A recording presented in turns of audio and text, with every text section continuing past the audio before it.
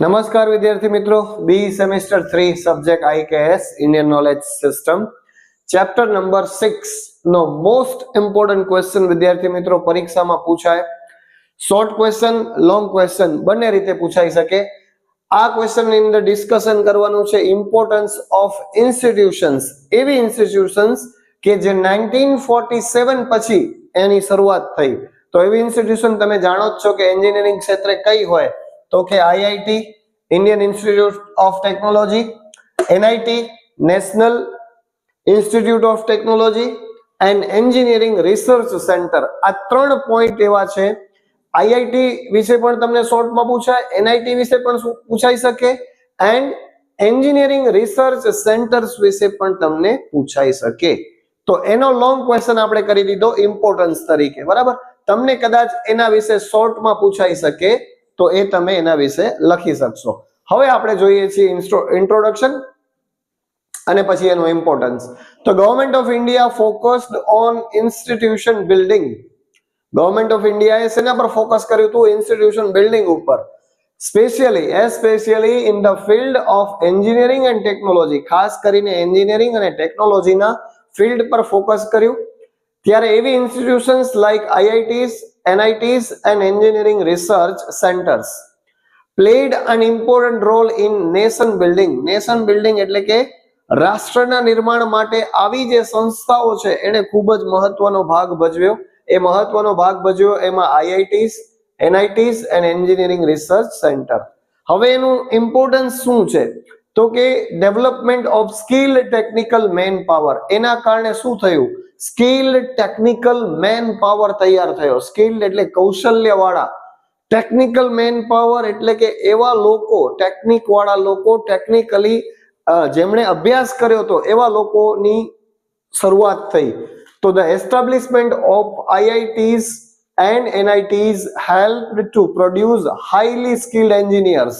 એનાથી શું થયું? હાઈલી સ્કિલ્ડ એન્જિનિયર્સ મળ્યા એન્ડ સાયન્ટિસ્ટ અને વૈજ્ઞાનિકો મળ્યા. These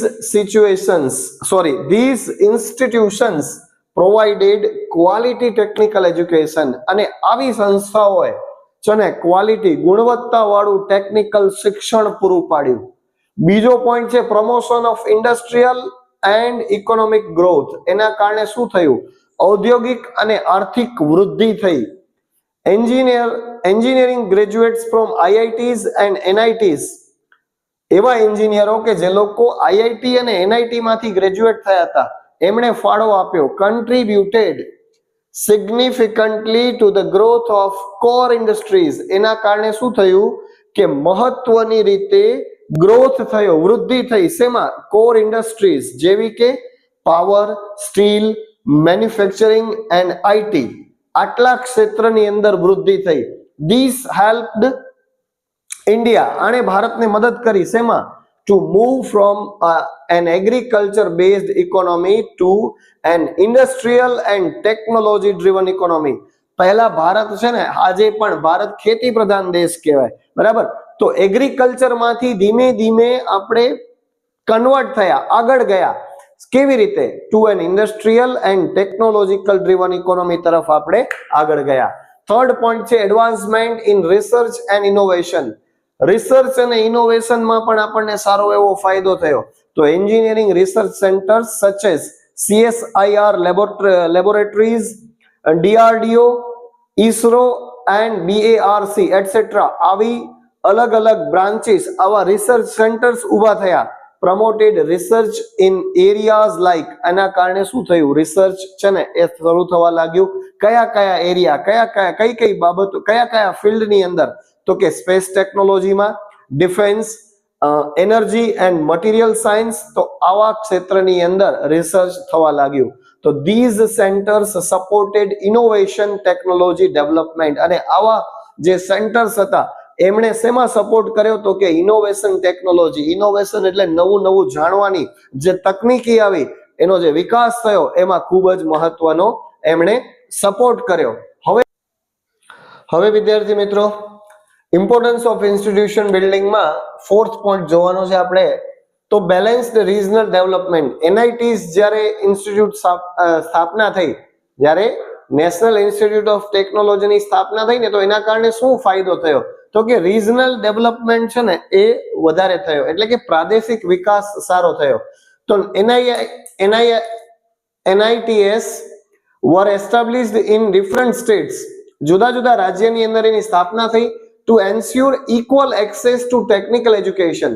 Equal access એટલે કે એક સરખો બધાને ટેકનિકલ એજ્યુકેશન મળી રહે, એક સરખું બધી જગ્યાએ ચાલે એટલા માટે એક્રોસ ધ કન્ટ્રી, પૂરા દેશની અંદર દરેક રાજ્યમાં NIT ની સ્થાપના કરવામાં આવી કે ટેકનિકલ શિક્ષણ જે છે એ બધું એક સરખી રીતે ચાલે એટલા માટે.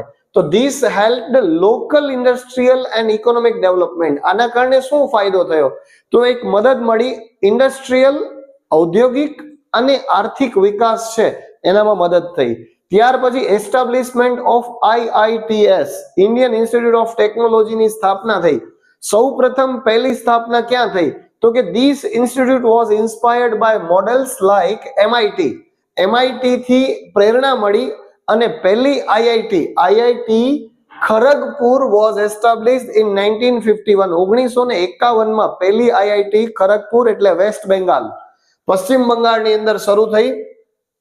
એના પછી IITs Bombay, Madras, Kanpur and Delhi were open. એના પછી મુંબઈ, મદ્રાસ, કાનપુર અને દિલ્હીની IIT છે એ ઓપન થઈ.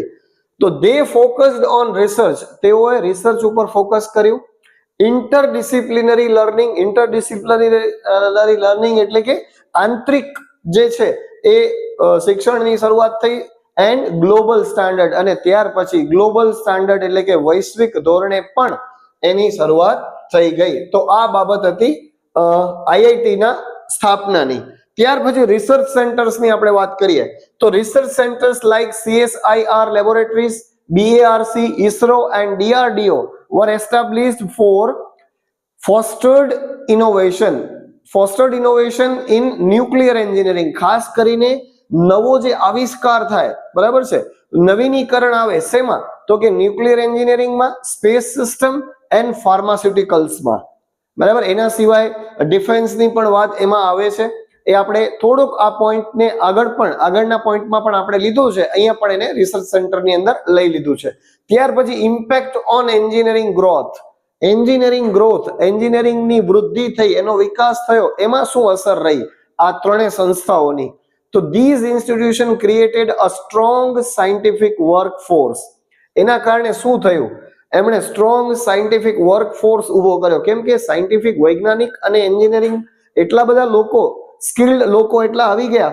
And enabled technological self Reliance, અને એના કારણે ટેકનોલોજીની દ્રષ્ટિએ આપણે સેલ્ફ રિલાયન્સ બની ગયા, મતલબ કે આપણે પોતે સ્વાવલંબી બની ગયા. ઠીક છે.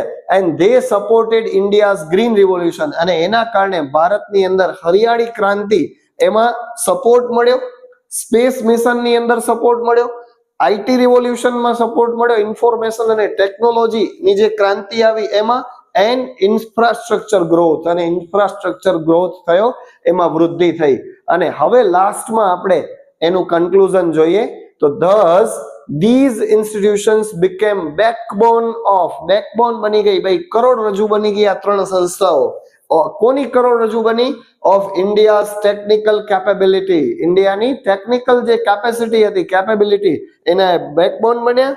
એન્ડ ગ્લોબલ રેપ્યુટેશન, અને વૈશ્વિક કક્ષાએ, વિશ્વ સ્તરે આપણને નામના મેળવી આપી, રેપ્યુટેશન આપણી વધી ગઈ. તો વિદ્યાર્થી મિત્રો, આ ખૂબ અગત્યનો પ્રશ્ન, મોસ્ટ IMP કહી શકીએ ચેપ્ટર 6 નો, કે IIT, NIT and research centres, આ ત્રણ વિશે અલગથી પણ તમને પૂછી શકે શોર્ટમાં, તો પણ તમે લખી શકશો.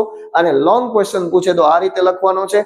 IKS ના વિદ્યાર્થી મિત્રોને વિનંતી છે કે ચેનલને સબસ્ક્રાઇબ કરી દેજો, અને જેટલી પણ કોલેજોમાં IKS સબ્જેક્ટ ચાલે છે એની બધી બ્રાન્ચમાં આપણા વિડીયો શેર કરી દેજો. કેમ કે તમને IKS નું મટીરિયલ બહુ ઓછું મળશે, એટલે આપણી પાસેથી તમને બધું મળી રહેશે, અને એ પણ ફ્રીમાં. તો ચેનલ સબસ્ક્રાઇબ કરવાનું ભૂલતા નહીં, લાઈક, શેર અને સબસ્ક્રાઇબ કરી દેજો. ધન્યવાદ.